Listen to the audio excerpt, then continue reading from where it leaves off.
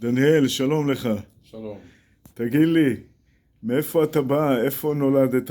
באוקראינה. אוקראינה. כמה שנים אתה פה בארץ? עליתי ב-2014. 2014. ממתי לא הנחת תפילין? אף פעם לא עשיתי את מה זה. אתה אומר? היה לך בר מצווה? כן, הנחת תפילין כן. ומהבר מצווה עד היום?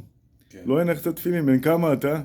33. 33. תהיה בריא, נשוי, ילדים? לא.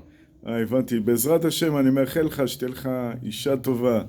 המון עם יראת תודה. שמיים, תזכה להקים בית, משפחה בישראל בעזרת השם, ובנים בעזרת השם. מה שתעשה תצליח, תמלאו כל משאלות לבך לטובה. איך אתה מרגיש עכשיו? מצוין. אה? מצוין, יותר טוב. כן? כן. הנה זה דניאל, זכיתי להניח לו תפילין שמגיל הבר מצווה עדיין לא הניח. הוא מתרגש מאוד, הוא אמר שהוא מרגיש טוב. ומה אתה מבקש דניאל בשביל עם ישראל? עם ישראל חי. חי. נעבור הכל. וואה.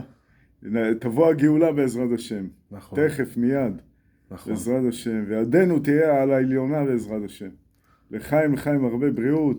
תשים צדקה, דניאל, לכבוד עם ישראל, לכבוד צבא הגנה לישראל. שחרור מהר לחטופים. שתצליח בכל מעשה ידיך. אמן. אמן.